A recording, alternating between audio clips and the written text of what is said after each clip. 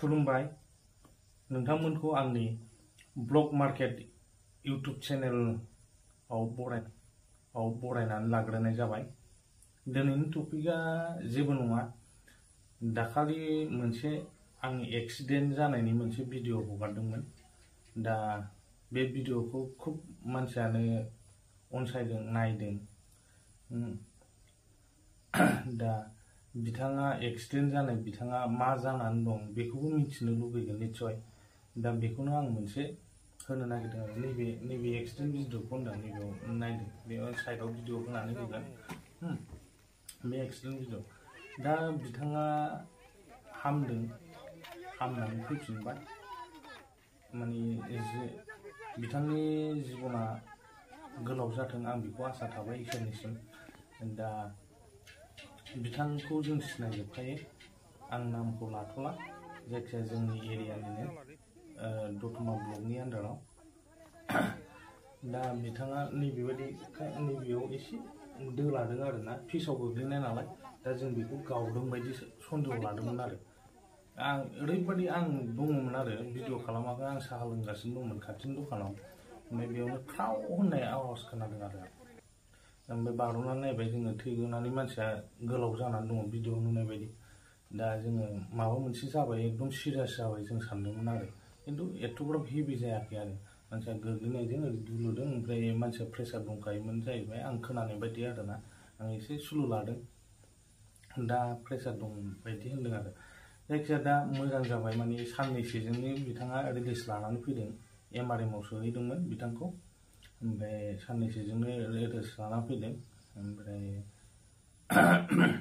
सोरनि दायमोन बेखौबोथ' जों मिथिला। दा मारै जायामोन बेखौबो जों मोजां मिथिया। जायखिया जोङो ओरैनो बारबेलि खोनादोंमोन, भिडिअआवबो एसे फैखादों। ओमफ्राय जायखिया आं बेखौ बुंनो थांला। दा मानसिया मोजाङैनो दं, सुस्थ'यैनो दङ, थिगैनो दङ। दा एसे मोजाङै जाफिनबाय आरो ना, रिकभारि जाबोबाय आरो। जायखिया बिथांनि जिउआ गोलाव जाथोंसै। जाहाथे इयुनाव बेबायदि एक्सिडेन्टआ बिथांनि जिउआव दाफैथोंसै।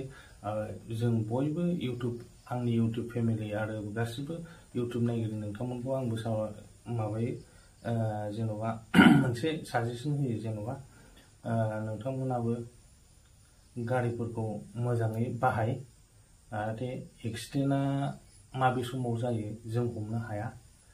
माने मोजां थाबायनानै थांबाबो जोङो एक्सिडेन्ट जानो गोनां जायो आरोना। जेन'बा नों जेबो मावाखै, थाबायनानै गसंनानै थाबाबो सोरबा सासेया सौग्रावो।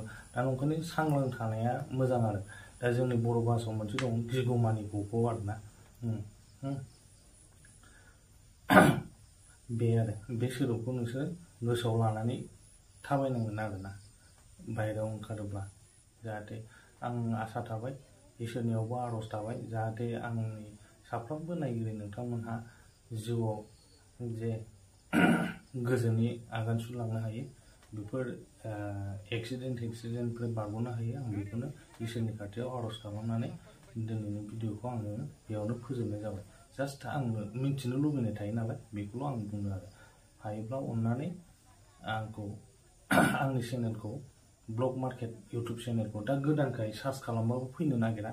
दा नोंथांमोना नुसनबाय दंब्ला अननानै साबस्क्राइब खालामनानै होलांबानो जाबाय।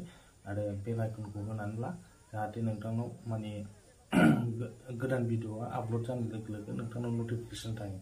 ओमफ्राय कमेन्ट्सफोरखौ हरनो दाबाव, जाहाथे आं सुद्रायनो हायो आंनि भुल गोरोन्थिफोरखौ।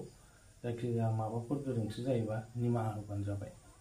दा आङो बेबायदि मोखां फैनायाव एसे आसुसु मोनदों आरोना, गोदान हिसाबै। ओमफ्राय आंनाव माखासे इन्सट्रुमेन्ट गैया, जेन'बा जिखिनि नांगौ ब्लग भिडिअ बानायनाय, जेन'बा माबा शुट खालामनायफोराव माखासे बुस्थुफोर नांजोबगौ। दा बेफोर जिनिसखौ आं प्रभाइड खालामथ'नो हायाखै। लासै खालामलांगोन आं, नोंथांमोननि अनसायनाय मोनोब्ला आरोना। दा आं बेखौ इउटुबाव जास्ट पार्ट टाइम हिसाबै आं खामानि मावगासिनो दङ। ओमफ्राय जेब्ला आङो इउटुबाव ग्रथ जागोन, माबा मोनसे जागोन बायदि नुहुरो, होमबा आङो बेखौ फुल टाइम लागोन आरो। दा हारसिं मानसि आंबो, जेन'बा ओरै थांनांगौ जायो, टाइम मोना। दानि टाइमलि ब्लगफ्रा फैयाबो जानो हागौ सामटाइम्स आरोना।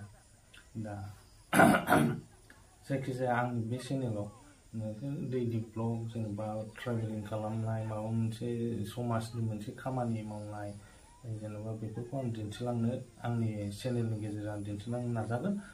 दा एसेनोसै, गोजोन्थों, खुलुमबाय।